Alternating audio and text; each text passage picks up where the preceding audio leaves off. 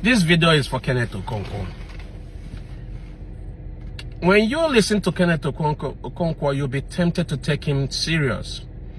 But an in-depth look, you'll discover that Kenneth is as wild as his mouth, but shallow in depth as his foot.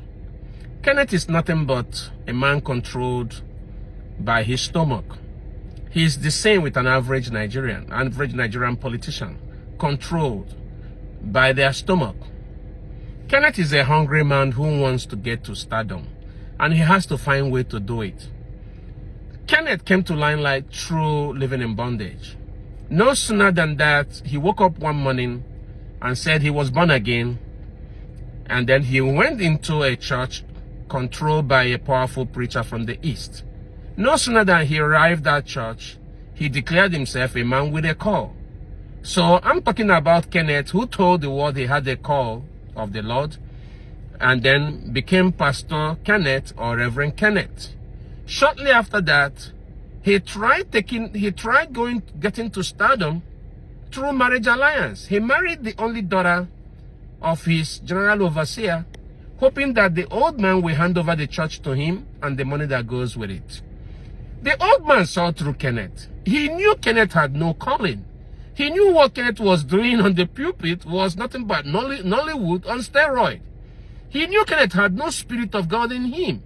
He was a charlatan, a man who was controlled by his stomach, a man who came from indirectly to try to take what he did not work for.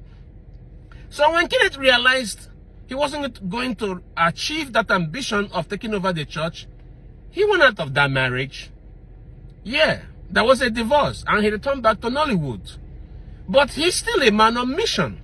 What did he do? 1 or 2 movies after that, he went into politics. Now, by this time, supporting and canvassing for vote for Buhari.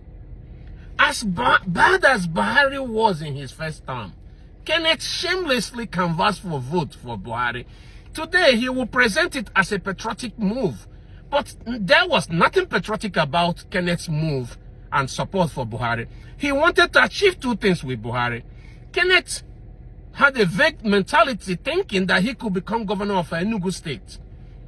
So he went home. He had no money. So he went home thinking that by holding 1 or 2, 3 town meetings supporting Buhari, that Buhari was going to hand over the ticket of Enugu State to him. When that failed, he also thought probably Buhari would have given him a national platform to showcase his talent at lying as a political spin doctor. That was his ambition, but Buhari didn't notice him. While Kenneth was all over the East trying to campaign for Buhari's second term, Buhari was killing his people all over the East. The Eastern youth Kenneth told you he loved. Yeah, Buhari was killing them, murdering them in every street, from Owerri to Ababa to Enugu to Abakaliki. These youths were killed by Buhari, and what did Kenneth say? Nothing. Buhari's Fulani men invaded the Enugu and killed Kenneth's people. Did you hear anything Kenneth say about it? He said absolutely nothing. Buhari sent Operation Python dance to Nnamdi Kanu's house, which led to the death of Nnamdi Kanu's parents. What did Kenneth Okonkwo say? Absolutely nothing. But he's a lover of Igbo people, right? When Tinubu and his people destroyed shops and buildings in Lagos, for which he is today accusing Obi, tell me what Kenneth said. Kenneth said nothing. While all this were happening, Kenneth was busy defending Buhari, trying to convince Igbos to still give their vote to Buhari. Now, Kenneth said he loved Nigerian youths, that he stand wherever the youth stands, are standing. Now, there was a Lekki toll blockade by the Nigerian youth. Remember that, right? Was Kenneth there? That is the question.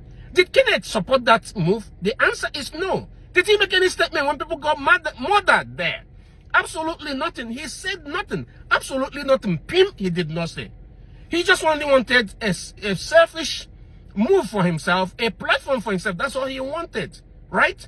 But there are Igbo Nollywood stars like himself that have consistently said things about Igbo youth. Whenever Igbos are affected, you see them say something. Give me Kanayo Kanayo. Nine ritual and chief priest. Give me Kanayo Kanayo. Kanayo Kanayo will always say something whenever the Igbos are affected. Yeah.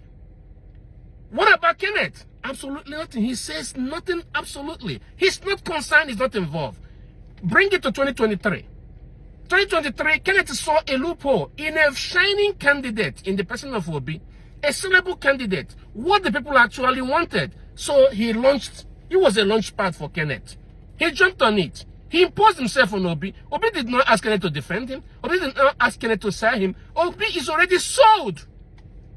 But Kenneth wanted a platform to showcase his ability to lie and his ability as a spin doctor. So Kenneth can unsay the things he has said in the past. He can re-say it again. He can change it tomorrow. He's just like a rainbow. He's a chameleon with several colors. What he said in the morning could change in the evening. It could change in the afternoon. It could change tomorrow, depending on where his stomach faces and who is involved and who is paying him at that time. Kenneth's problem with Obi is nothing but hunger. Obi that's all. Well, his new Alhaji Anachurefi, we all know that Atiku Abubakar is a kind man and he has deep pocket, you know. So one or two things here and there, in a little bit of cushioning of Kenneth's hunger. Kenneth, that's what your problem is. You are hungry. You have no money. You have a big ambition, but you don't have no money to advance it. For your information, Kenneth, I am running through Obi. There are millions like me running through Obi. Obi is our platform. Obi is our political party. When you become people's political party, you don't go through primaries. So Obi don't have to go through primaries. Obi was asked by people like us to leave your useless ADC.